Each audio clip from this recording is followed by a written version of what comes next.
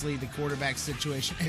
As you heard in the break, I saw in the chat room, even Dr. Football said more than a few cameras are on you on Monday Night Football. Young Johnny, just kind of an obvious master, Captain Obvious there during the news break. So welcome back in. Going to go to the phones, which means you can't call, but you can keep going on Facebook and Twitter and email. Had lots of conversation throughout the show. Keep it up. Facebook.com/thesportsfix. Tweet with us at the SportsFix CLE. Email us thesportsfix@AOL.com. And I'm going to go to the phones now, my man. The doctor's in the house. Dr. Football Bill Chachkes. Dr. Football, how you doing? Jerry, how are you? Can you hear me okay? Fantastic, man. Welcome back to the show. Pleasure to be back as always. And let me tell you something, man. LG is spot on with just about all of his analysis. I just wanted to mention, I know he pays attention to quite a bit around the league, just not in Cleveland. I had a little bit of a scouting spy in Cowboy practices a few weeks ago. So the one thing you can say for Whedon is at least he's looking better in practice these days. Doesn't seem like it's transmitting over in the game, but I guess we'll talk about that later. Don't let LG fool you. He follows Brandon. He stalks Brandon Whedon around the league. He doesn't stalk the whole league. He just stalks Brandon Whedon around the league. No, I'm just kidding. LG knows I love him, my man. Look at him. I see him chiming in the chat room. You guys got a little mutual admiration society going on here. It's all good though. But all right, before we even get to my talking and you tell me, you watched the game last night. What'd you come away with? Well, I came away with a couple of things. First of all, the defense doesn't look as bad as some people may think. That especially the secondary, they seem to be doing well. I know Hayden was burnt a few times. I counted 5 times that he blew coverages, but that's still preseason. Who's counting? He really needs to get warmed up. Otherwise, the secondary didn't look terrible. The interception was good. He was right. He was right there. He pulled the ball in. It was very important to, get some good plays going on defense. But, man, this offense, man, what's going on? I mean, this is not, LG mentioned something about bands, and, I used to play in a band a long time ago. We never switched players during songs, and we never switched singers. I did switch guitars, but that's a lot different than switching people in the band, So I'm just gonna leave it like that. I think they were more than just a little sloppy last night, Jerry. More than just a little sloppy, and that's something that may not be able to be fixed in 2 weeks. Now, here's one point that I haven't brought up yet, and I actually meant to say this on the other side when we were talking to LG. I saw it brought up in the chat room too, and I don't know how much this plays into it, but there was a regression between the offense from game 1 to game 2. So let me throw this out there, though. And I think we talked a little bit previewing the game. I brought this up. You did have the Shanhan factor and the fact that Washington is very – now, granted, you're going to use a very basic portion of your playbook, but Washington being very familiar, because that is their guy for the last few years, being familiar with what he brings to the table, perhaps that may play a part too, because they're much more familiar with the type of plays that are being called that Shanahan's doing, and the cadence and the way he likes to do things. So I don't know, and I'm definitely not making excuses. I mean, like I said, this week the Browns got to prove some things to themselves, let alone to the people watching. But do you think that could also play a part in it too, because they are kind of inside the playbook a bit by being so familiar with Shanhan? I think so. I think that's part of it. He didn't really change too much coming over to Cleveland. These guys know what they did last year. They looked at films of themselves last year, which, quite frankly, if you're watching that in the movie theater, that's definitely an impetus for you to go out and get some popcorn and hit the bathroom if you got to watch those films over and over again. But you know what? I mean, think about it. With the Browns learning this offense, they may have been more familiar with the Browns offense than the Browns offense is, because they've been subjected to it for a couple of years. Yeah, I think so. I think that was part of it. And you kind of had that figured out, and Mrs. Dr. Football was asking me why both teams look so sloppy. And again, like you guys pointed out earlier before I got in here, and by the way, it only took me 6 weeks of listening to the shows before I actually found the chat room. So, hey, at least you're there, man. I mean, I had to explain to her that, maybe this preseason is lagging on a little bit long because of the penalties. And she said, yeah, man. She said, I might as well just go out and get a whole drawer full of yellow hankies and get ready, because this is stomach turning. Oh, yeah, that was the other point that we made up. I wanted to get that into you. Just, I mean, in general, I've seen, I think in the games that I've started, I mean, you're averaging 24, 25 flags game on these things, man. I mean, in general, that is going to dampen the fan experience no matter how much you like football. Yeah, 23 the other night for the Giants game, against the Colts. That was really unbearable. I mean, some of these games are going to go, 3 hours and 40 minutes, and it's not really going to work out too well. I'm sure the folks at league headquarters in the officiating department are already getting the memos ready to tell some of the coaches to let a little more of it slide again during the regular season, simply for the sake of keeping the game from stretching an extra half hour just for penalties.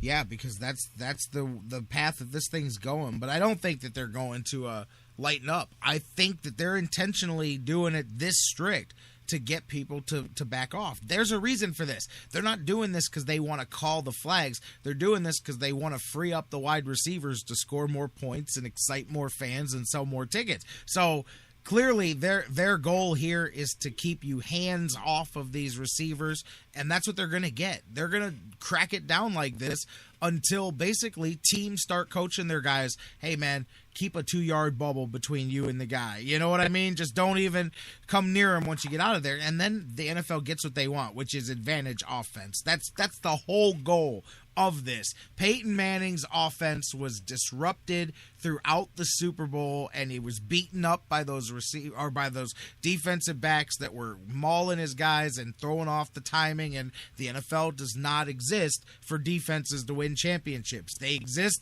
for offenses ran by guys like Peyton Manning to win championships. Well, and it's funny because you look at the league in the 50s and 60s, and it was exactly the way around. There was a breadth and depth of defensive players, and there were far and few between offensive players that could make a difference in the game. Now, obviously, Jim Brown was one of those guys. If you want to go back further in Brown's history, Otto Graham was one of those guys. If you want to go back further in league history, Johnny Unitas was one of those guys. Wyatt Tittle was one of those guys.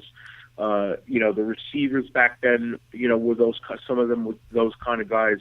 Your Elroy Crazy Legs Hirsch. If you want to go more modern, obviously, there were players in both Cincinnati and Cleveland in the 80s that made a difference. You go around the league, obviously the 49ers offense from the 80s made a big difference. But still, it was a defensive game. Yeah. Now it is so offensive that it's almost like watching an Arena League football game. And you're going to see 50-point scoring games. It's intentional. No, that is what the NFL wants their game to be, brother. They want it to be, the NBA with helmets, man. They want it to be up and down, fast breaks, alley-oops, and excitement. That's why they've made the rules as touchy on the quarterbacks and as touchy on the wide receivers as possible. That's what sells. I don't know if it's what sells tickets, but it's what sells ad time on SportsCenter while they play the highlights of the big fancy plays and the right. the $1 million commercials during the Super Bowl. I'm with you. Hey, look, man, I'm old school. I love defense. I love running game and all of that, but the NFL doesn't love me. They don't love guys like me. They want the opposite, and that's what these penalties are about. These penalties are not about fairness. They're not about the rules. They're about do not touch the wide receivers. We want more offense in the game, and they're going to get it because they're going to call it tight until teams just completely stop touching guys, period. And no knock on the demographic in our chat room, and no knock on, football fans in general who have been around a while, but this iteration of the NFL is geared towards the 18 to 25-year-olds. You want to keep them in front of the TV, and you want to see action. And the only way to do that is to throw the ball 45 times a game. And that's fine, but then, I don't know, my old school side says, I don't know, teach your receivers to catch the ball, because we have less wide receivers an oxymoron in today's NFL, because if you can catch the ball, you're already ahead of the game. I mean, unless maybe we just get them all here in Cleveland. Maybe we pile up every wide receiver who can't actually catch the ball, but I don't think that's true. I think it's just, I don't know, man. It's become, I don't know, spotlight, finding athletes and then trying to fit their skill sets into stuff. And you see a lot less guys that are refined, because guys haven't been playing the receiver position since junior high and been coached and worked all along. A lot of times nowadays we see where they line you up by your height and your weight, and they go, well, yeah, he played quarterback in college, but I think he's a linebacker in the NFL, you know? And so you get a lot of these guys that don't know the nuances of the position, that haven't learned like a guy who's played that position forever. Although I find myself laughing that catching the ball is now considered a nuance of the wide receiver position. It's not to me. It's the whole job. You know what I mean? Like, I mean, but some people don't see it that way. You know, I'm going to tell you this. You know, because of my coaching background experience, as well as the media side and scouting side, you know, I've been on the sidelines of Giant camp for a bunch of years until I moved out here. I've been to a bunch of Jet camps also, so I've seen Pettine operate as a Jets coach. You know, I see the difference, having been a college assistant coach and, you know, being on the sideline at college practices. It's such a different game. You know, it's such a different game at the pro level. At the college level, you know, they're not working on fundamentals as much with the senior guys. You know, with the freshman guys they are, with the sophomore guys they are. But, you know, once you're talking about the starting guys, that part of the practice in college, they're away from fundamentals unless they're reinstalling something different or installing something different. And they want guys to learn, you know, a different blocking scheme or a different passing tree. Otherwise, you know, they really don't do much fundamentals, you know. And it's the same thing in high school. They're not doing fundamentals in the 11th and 12th grade. That's in the 9th and 10th grade. You know, with the freshman and junior varsity. You don't get that with the starters. And it's the same thing in college. Whereas in the pros, you're expected to know this stuff. And maybe sometimes they need it back to fundamentals. And I think there are a lot of coaches that start with that at the beginning of camp, the first couple of days. You know, they make it like these guys haven't played football at all in 6 months. But you and can't. That may not necessarily be a bad thing. Yeah, but you, just like the message you sent me before you joined us with the CBA having ruined things, you can't spend the first week of camp running hills and tackling, teaching guys how to tackle while they're blown up and tired. Like, that's what coaches used to do. Get you as tired as possible and then practice and then make you hit and tackle and do it twice a day. You'd go and you'd rest for a couple of hours and then you'd come back out and you would do it again. Twice a day for 13, 14, 15 straight days, you know, and that was what built guys that could last through the football season, man. And that's why I was joking yesterday when I said I swear guys did it before. They could do it again, man. I mean, but society in general has softened up so much that now, you know, I mean, we know you can't even tackle, let alone two-a-days. I mean, please, man. Like, and I love all the older guys that I talk to. That's the one that gets them the most, I think, is that, man, these guys, they only practice once a day, and they don't even hit each other most of the time, and they're not allowed to tackle, and they, like, have to keep track of the number of minutes that they practice, because if they go 1 minute over, it's a violation of the rules. And I'm like, and they'll say, man, that's no way to build a team, you know. I mean, but hey, it is what it is, man. This is just a couple of old school guys talking about things like that. But let me ask you something. Let's